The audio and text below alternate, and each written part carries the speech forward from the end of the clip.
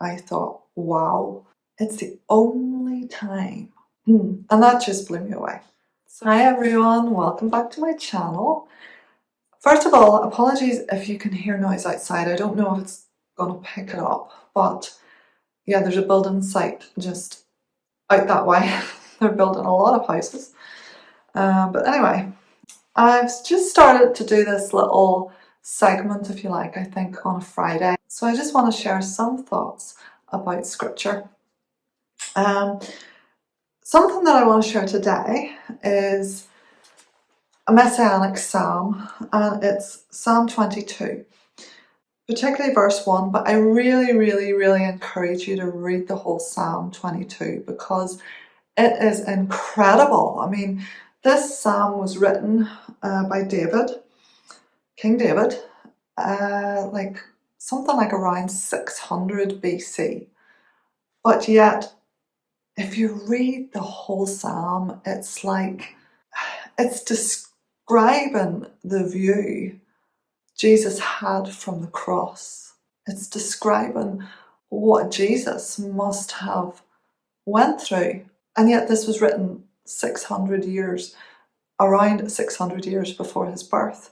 And this is just incredible. It describes his hands being pierced. It describes his garments being parted, them drawing lots and everything. Read the whole psalm. It's incredible if you've not already done so. And if you have done so, read it again. It's just incredible. But I really want to draw your attention in this little segment today to verse 1 of Psalm 22. Verse 1 starts off, my God, why hast thou forsaken me? That's the first part of that verse. And that is one of the 7 sayings of Christ on the cross. And you can read that in Matthew 27, verse 46. And about the 9th hour, Jesus cried with a loud voice, saying, Eli, Eli, lama sabachthani. That is to say, my God, why hast thou forsaken me? There's a lot of theologians, a lot wiser than me, who really dive into why Christ said that. Why was that one of the things that he said? Obviously, it's a direct quote from Psalm 22, my God, why hast thou forsaken me? He is showing that he's fulfilling scripture, so therefore we know from that alone that Christ is the Messiah, that he was the one that was expected.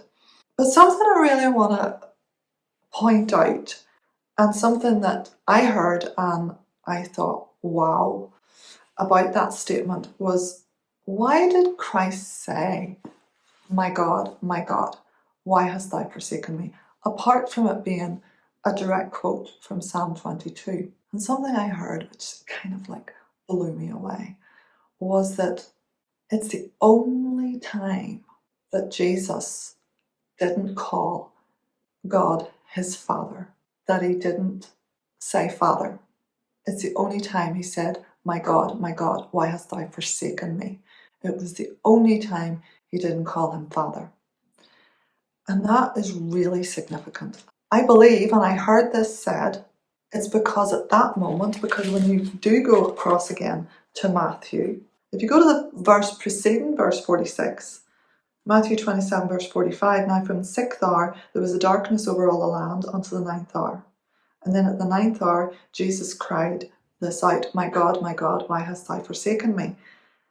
That is the time that he was bearing the sins of the world on him. The Father had turned his face away. And that is why Christ called that out. That is the only time he didn't call his Father. And that just blew me away. So I hope that blesses you today. And also rest in the knowledge that all these things were foretold many decades, many hundreds of years beforehand. And there's still prophecies in this book today that are being fulfilled. And we can trust this. And I hope that blesses you today. Okay, friends.